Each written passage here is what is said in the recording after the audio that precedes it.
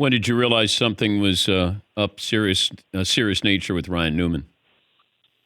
Yeah, I mean, I didn't know anything until I got in victory lane. Not until when they called off the interview at the start-finish line. I knew that something was up at that point.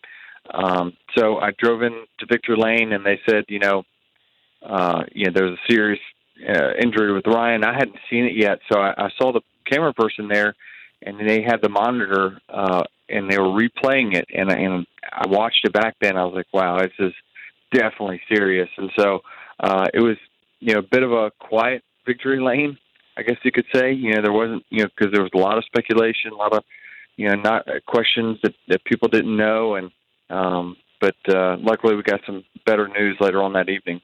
But I thought that your owner, Joe Gibbs, and you both handled it. You guys knew that there was something serious. Even when you got out of the car, you're basically saying, hey, you know what, we won, I'm happy, but I don't know what just happened to this driver. And even with, Joe Gibbs saying basically the same thing, like it was a muted celebration by your team. Yeah, it has to be, right?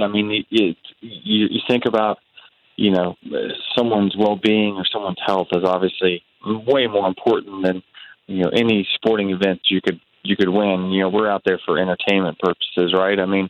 Ryan's got two daughters, and I've got two daughters myself, and so you definitely can relate, and you definitely think about them and their family during that time. And just from my perspective, we still haven't celebrated. It's still, this is going to take time to kind of think about and reflect on in the next few weeks.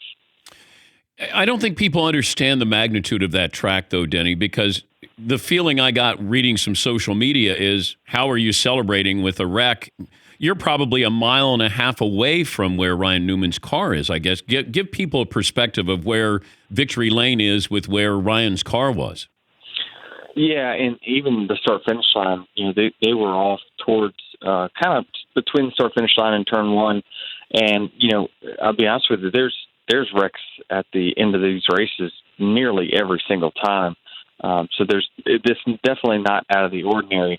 But simply when we went to the start-finish line and the TV personality came up and said that no interview here, I thought something was up. And then when we went to Victory Lane and NASCAR official came and talked to me real quick, that's when I knew that, like, hey, actually told the guys, like, stop, don't throw any more Gatorade, that he's seriously hurt. And everyone at that point just kind of settled down. So, it's so far away. And like I said, this track is 2.5 miles in length. So, you can be what you would think is close proximity, and you're a mile away.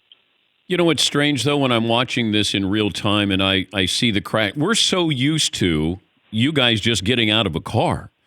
Like, remember what Clint Boyer, with what happened to him, and then car's on fire. He puts gets out, takes his gloves off, and a couple of years ago, and just throws them in the car. Like, we're just so used to you guys being indestructible with these cars, with the tracks, with the walls here.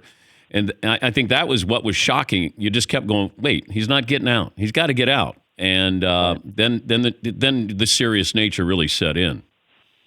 Yeah, absolutely. And it's something that sometimes we do take for granted because the cars and all the equipment that we wear has the innovations and the safety advancements have come so far. But when you forget that, we are going 200 miles an hour, and anytime a car can turn up on its roof like that, that's an opportunity for another car to drive right into it. That's kind of what happened. So it was definitely a worst-case scenario. That's probably the weakest part of the car, the most exposed, is right there through the roof or through the driver's side window net. But luckily we got like I say, that much better and encouraging news that we think it's going to be okay.